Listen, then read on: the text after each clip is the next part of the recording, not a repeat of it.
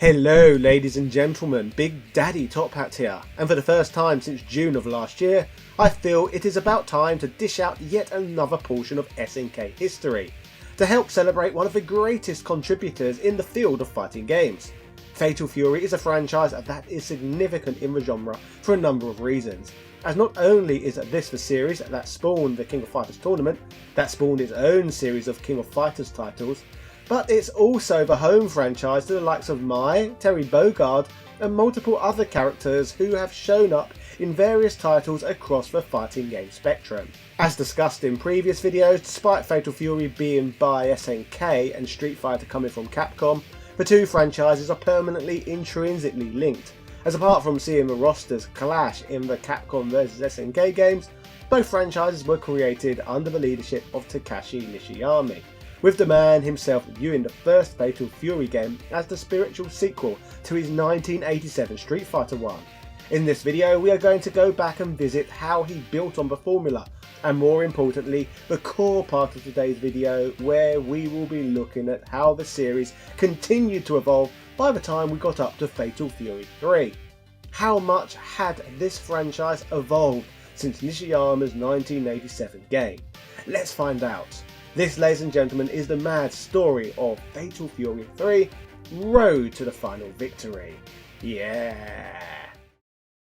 Before there ever was a Street Fighter 2, the game that pretty much set the standard for what a fighting game was, and what tropes fighting games generally contained, the director of the original Street Fighter game, Takashi Nishiyama, was already working on a spiritual sequel for SNK. Without Street Fighter 2 to take influence from, like all modern fighting games today, Fatal Fury only had the 87 game to build on, so something quite different would end up being delivered, with Nishiyama building on his Street Fighter formula his own way. What I mean by this is that Fatal Fury King of Fighters would end up being a game with only 3 selectable fighters. It had an emphasis on timing of special moves and a more heavily story-driven narrative involved.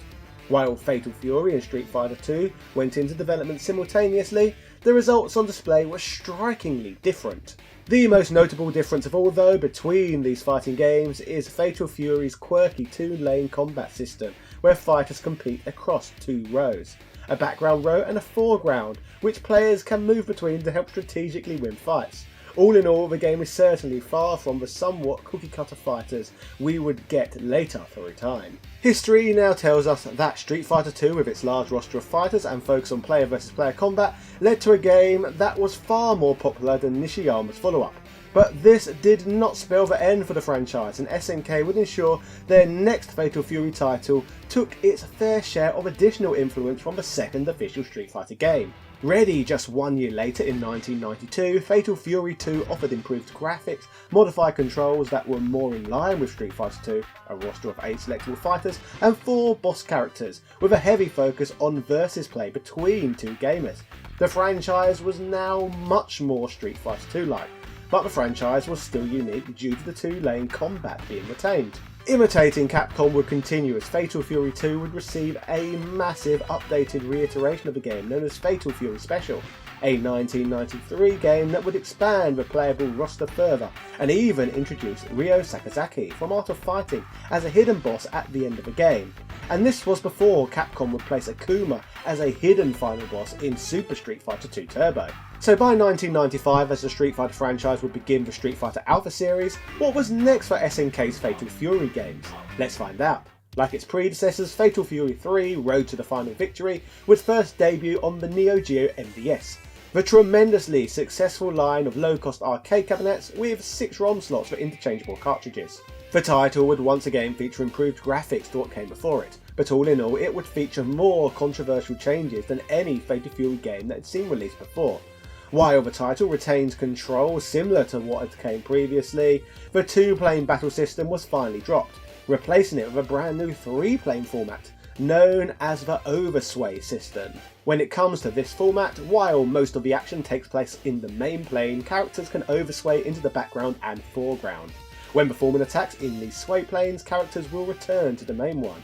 Fighters can evade attacks by performing quick sways, which also leave the opponent vulnerable to regular attacks, all in all adding an extra layer of strategy to the game's combat system. We will talk more about this game's mechanics shortly, but before we get to that, let's talk about this game's lineup of characters and the game's story, because as highlighted earlier, Fatal Fury's narrative has always formed an important aspect of these titles. The story of Fatal Fury 3 continues where the previous games had left off, with Geese's return in Fatal Fury Special being considered non-canon. 3 years have now passed since Wolfgang Krauser had been defeated and Terry Bogard won the second King of Fighters tournament. During this 3-year gap, Terry has been travelling the world, but finally after this has finally returned to Southtown. He meets up with old friends Joe and Mai along with his brother Andy at a cafe owned by Richard Mayer. At the cafe's opening event, Joe outlines to Terry that he has heard disturbing rumours that Geese Howard is still alive and has been planning for revenge against Terry ever since the end of the first King of Fighters tournament. So Terry and his friends set out to learn about the truth surrounding these events. Throughout the game's plot though, the core characters soon learn they have far more than Geese to worry about this time around. The lineup of playable fighters has been shrunk down from the selection available in Fatal Fury Special, featuring only 10 fighters who are playable from the get-go, and 3 boss characters. Out of the regular fighters, 5 are returns from previous games, with each of them being pretty iconic and integral to the Fatal Fury story. We have Terry, Andy, Joe, Mai, and even the sinister Geese Howard, proving that he is more than still alive. In terms of brand new playable fighters for the game, we have Bob Wilson, a capoeira master from Brazil who works as a waiter at Richard Mayer's cafe. We have Sokakaku, a Japanese Buddhist monk who is a sworn enemy of the martial arts school Mai is from. There is Honfu, a nunchuck-wielding cop from Hong Kong, who has come to Southtown wanting to arrest one of the game's boss characters. Blue Mary, a female agent and Terry's love interest, and lastly Franco Bash, an Italian-American kickboxer who is looking to rescue his son, who has been kidnapped by one of the game's key villains, Yamazaki, who we will soon discuss. Interestingly, after you choose one of these fighters, rather than the game assigning players an opponent, players are sent to a Mega Man style opponent select screen, where they can choose from 4 characters to be their first opponent. If a player can successfully brawl their way through each of these 4 formidable foes, players encounter Yamazaki for the first time. Yamazaki is a dangerous criminal who fights with one hand in his pocket the whole time. The criminal, who is nicknamed the Dark Broker, was hired by gentlemen known as the Jin Brothers, who are looking to recover sacred scrolls that give immortality to their users. This is what I meant when I said Terry and company had more to worry about than simply Geese this time around. After completing this fight, players slowly run a gauntlet against the other 6 playable fighters from the game, with the story slowly being built on, after which players finally get to challenge Yamazaki once more. Now, depending on how you have played this game, this could be your final encounter, but there are 2 further fights that take part in if certain requirements are met, which we will talk more about in a moment. Throughout the many contests in this game, new fighting techniques are introduced.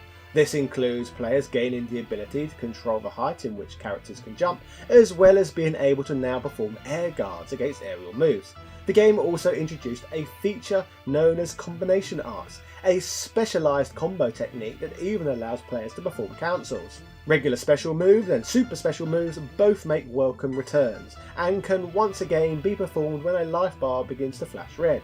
In addition to this, characters also have hidden abilities, even stronger versions of super special moves in which they can utilise.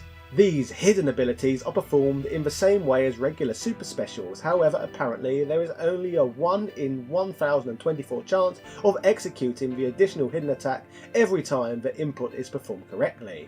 Personally, I feel this is a very cool feature that adds to the mystique of this whole affair. For those less patient though, there are cheat codes to see these moves more easily. In relation to accessing the game's true final bosses, this is achieved through getting good grades throughout a play experience as ranked through the game's fighting level system.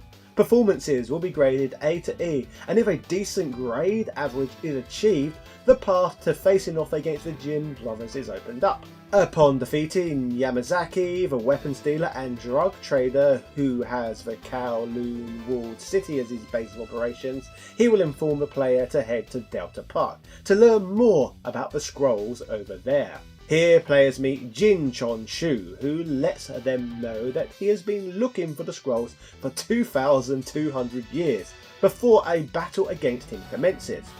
After a very tough fight against this foe and defeating him, this enrages Chon Shu's twin brother, Jin Chon Rai, who wants to avenge his sibling.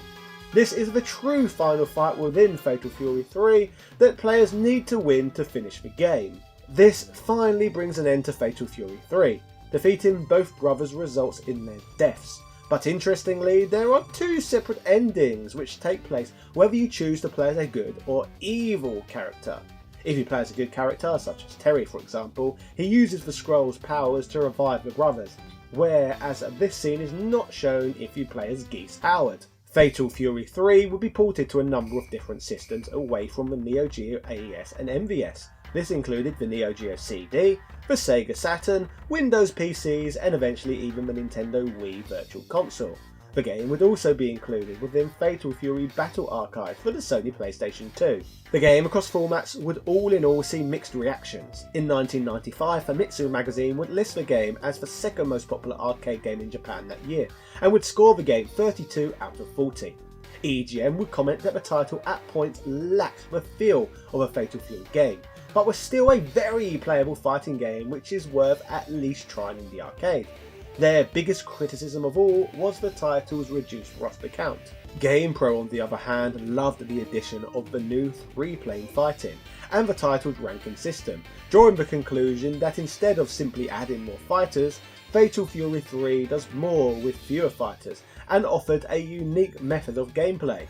They would look at the Neo Geo CD version of the game too, remarking that while some of the new characters are uninteresting, the game makes up for this with new detailed stages, great controls and the modification to certain classic moves. Maximum have gone on to praise the game's adaptation of combos and special moves, and argued that if it were not for the difficulty in executing super moves, Fatal Fury 3 would have become the leading action game in the arcades, awarding it with 4 out of 5 stars. To summarise today's tale, it is fun to look at how Takashi Nishiyama's original creation evolved from 1-plane combat to 2, then eventually 3, with the Fatal Fury series and its story-driven narrative presentation resulting in a franchise that ended up quite different to the likes of Street Fighter 2 and the many fighting games that would later copy that formula. The games are living proof that the fighting game genre could have ended up going in a very different direction if it were not for Capcom's second Street Fighter offering. So the differences that Fatal Fury 3 brings to the table certainly make it one of the more interesting fighting games in my opinion. That is most definitely worth going and having a look at. So ladies and gentlemen, that was the mad story of Fatal Fury 3. If you are new here and enjoyed today's video, why not go check out some of my other SNK content that I uploaded last year. And if you have been here for a while, which game should I look at from the company next? I'd be keen to hear your input. As usual, these videos on topics that are not bound to get huge views are made possible thanks to the generous folks who back this channel on Patreon, allowing me to make content on here full time. With regards to these people, let's give a special round of applause for Sebastian Velez, A Murder of Crows, Carl Johnson, Heo Paulo Lopez, Ben Harrodine, Corey Armai Sr., Capcom vs SNK, BXL Gotham, Rowan Dinch, Evan Border, Philip Mampf, Azrael Warakai, Keith Ferguson, Joaquin Varela, Michael Cullix, Ego, Jordan Durant, Angel Light 85, Nick Daniels, Princess Zana, Glennie Glenn, Daniel Daly, Computer Man, House of the Ted, Craig Jenkins, EC Professor, Kid Anime, Justin Wang, Aaron McNamara, Hermes Gonzalez, Instant Gratification Monkey, Man Shovel, James Bishop, JB, Michael Hall, Wesley Sang He, Wayne Kerr, Langston Miller, Noob, Brian Barry, Sarah Powell, Vlaming Renee, Marino Aliga, Chris Cool, TOG Driver, Adrian Hannington, Bernard NG, Richard Stu Stewart, James McDonald, Dan Van Damme, Lewis Viant, John Bates, David Ball, Chris Fisk, Mike Bruno, Rick CC7, Antonio Rodriguez, Retroverse.com, Casey Wright, Sin Spaces, Zai, Andrew Bazanski, Gunther Hendricks, and everybody else who backs me on the Patreon platform. Thank you very much.